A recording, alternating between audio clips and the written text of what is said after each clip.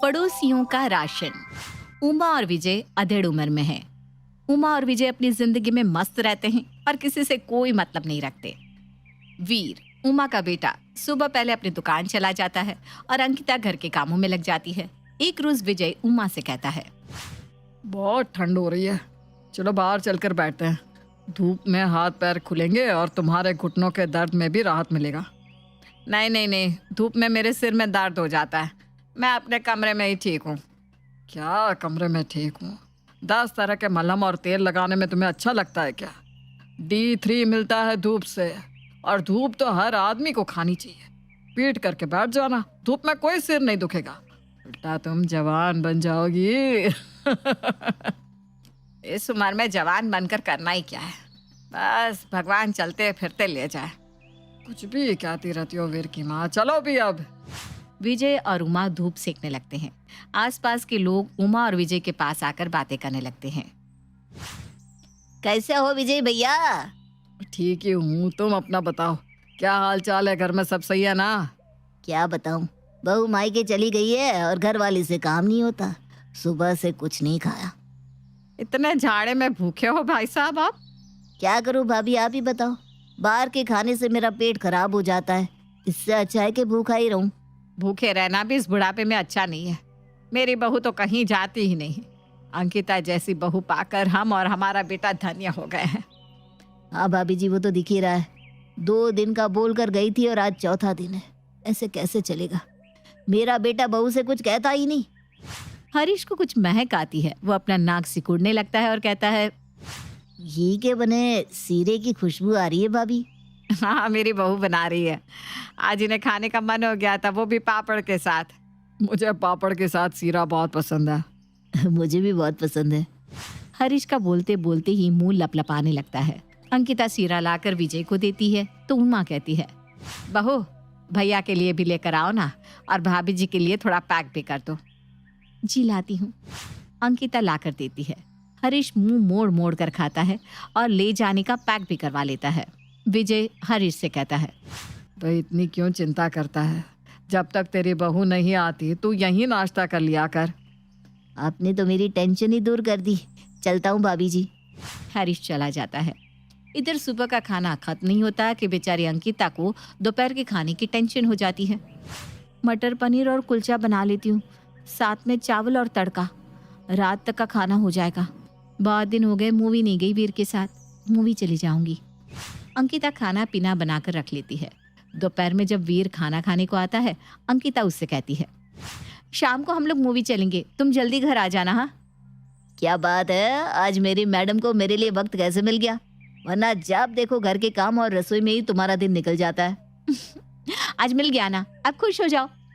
वीर खाना खाकर चला जाता है। अंकिता उमा से कहती है, मम्मी जी अब आप और पापा जी भी खा लीजिए। हाँ बहू आते हैं। उमा और अंकिता खाने की मेज पर आते हैं, जहाँ पड़ोस की एक औरत प्रेमा आती है। लगता है मैं गलत टाइम पर आ गई हूँ, बाद में आती हूँ। अरे नहीं नहीं नहीं, बिल्कुल सही वक्त पर आई है, खाए बिना नहीं जाना। बहू प्रेमा की भी प्लेट लगा दे। जी मम्मी जी अभी लगाती हूँ। अंकिता प्रेमा के लिए भी खाना परोसती है। खाना खाकर प्रेमा कहती है, बहुत स्वादिष्ट खाना बनाया है तेरी बहू ने। मेरी बहू के ना पैर टूट गए हैं और मुझसे खाना बनता नहीं। मैं तो जैसे तैसे काम चलाओ खाना बना लेती हूँ। बच्चों को ना पनीर और कुलचे बहुत ही पसंद है। मैंने तो खा लिए, लेकिन बच्चों के लिए अभी जाकर बनाना है। अरे भाभी जी, सबका खाना यहाँ से ले जाइए, बच्चे यहीं आकर खा लेंगे, और बहू बेटे के लिए आप ले जाइए। विजय के इतना कहने की देरी थी और प्रेमा अपने पोते पोतियों को बुला लेती है। सब खाना खा लेते हैं। रसोई में खड़ी अंकिता कहती है, 2 लोगों का खाना पैक भी करना होगा, रात का खाना तो अभी खत्म हो गया। अंकिता खाना पैक कर देती है और उसी वक्त रात का खाना बनाने लग जाती है। जल्दी से खाना बना लेती हूँ, लगता है मेरी जिंदगी रसोई में ही निकल जाएगी। मम्मी जी ने मुफ्त का भंडारा खोल रखा है, जिसकी बावर्ची मुझे बना दिया है, फिर तैयार भी होना है जाने के लिए। अंकिता खाना बनाकर उमा और विजय को खिला देती है और इन सब में वो इतनी थक जाती है कि कमरे में जाकर सो जाती है। इधर जैसे ही वीर घर आता है, अंकिता को इधर उधर देखने लगता है।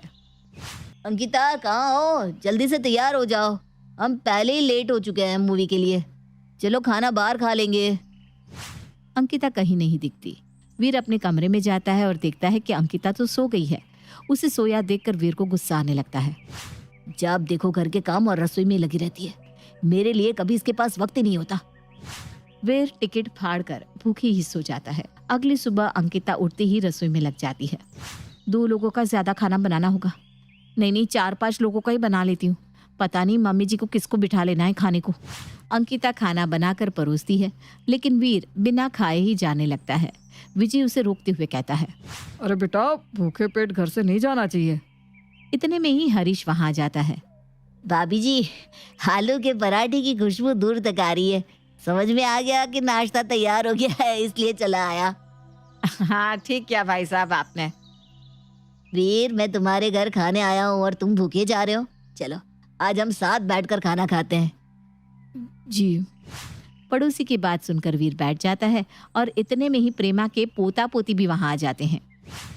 आंटी, हमें भी नाश्ता दे दो। आलू के पराठों की खुशबू बहुत अच्छी आ रही है। दादी ने कहा कि हम यही खा ले, वरना आंटी को पैक करना होगा। ठीक किया बेटा, अपना ही घर है। ये सब देखकर वीर की आंखें छोटी बड़ी होने लगती है। अंकिता सबका खाना पैक करके लाकर दे देती है। खाना पैक कर दिया है अंकल। बहू बहुत समझदार है। अंकिता का चेहरा देखकर वीर दुखी हो जाता है और दुकान के लिए निकल जाता है। इधर अंकिता दोपहर के खाने में जुट जाती है। अब तो समझ में ही नहीं आता कितने लोगों का खाना बनाऊं। जितने लोगों का बनाती हूँ उतना ही कम पड़ जाता है। आज छोले भटूरे बना लेती हूँ। अंकिता छोले भटूरे बना लेती है और उमा, हरीश और प्रेमा के घर वालों को भी खिला देती है। वीर जब खाने को घर आता है, वैसे ही अंजना वहां आती है और उमा से कहने लगती है, आंटी जी, आपके घर से पार हो रही थी तो छोले की खुशबू से मुझसे रहा नहीं गया। देखने आ गई कि अंकिता कैसे बनाती है। अरे अंजना, देखना क्या है, तुम खाकर जाओ। बहू, वीर के साथ अंजना की थाली भी लगा दो। अंकिता बिना कुछ कहे खाना लगा देती है और थक कर खुद बिना खाए सो जाती है। इसी तरह दिन बीतने लगते हैं। वीर रोज रात को अकेले खाना खाता है क्योंकि अंकिता इतनी थक जाती है कि वीर के आने से पहले ही सो जाती है। महीने भर का राशन 15 दिन में ही खत्म हो जाता है। अंकिता राशन का लिस्ट बनाकर उमा को देकर कहती है, मम्मी जी ये सब मंगवाना है। हाँ, आज ही मंगवा देती हूँ। खाना तो सबको खिलाना ही चाहिए। उमा रात को राशन की लिस्ट वीर को देती है। लिस्ट देखकर वीर कहता है, मम्मी जी अभी तो राशन लाया था। ये लिस्ट हमारे घर का है, ये पूरे मोहल्ले का। अरे बेटा तू भी ना। वीर सोचने लगता है। अंकिता तो अपने लिए कुछ नहीं कहेगी। अब मुझे ही उसे इन सब से छुटकारा दिलवाना होगा। मम्मी पापा को भी समझना होगा कि जो वो कर रहे हैं वो सही नहीं है। जिन लोगों को वो अपना समझ रहे हैं, वो लोग बस मतलब से आपसे रिश्ता रखते हैं। अगली सुबह वीर नहा धोकर खाने की मेज पर आता है। खाना लगते ही हरीश भी वहां आ जाता है।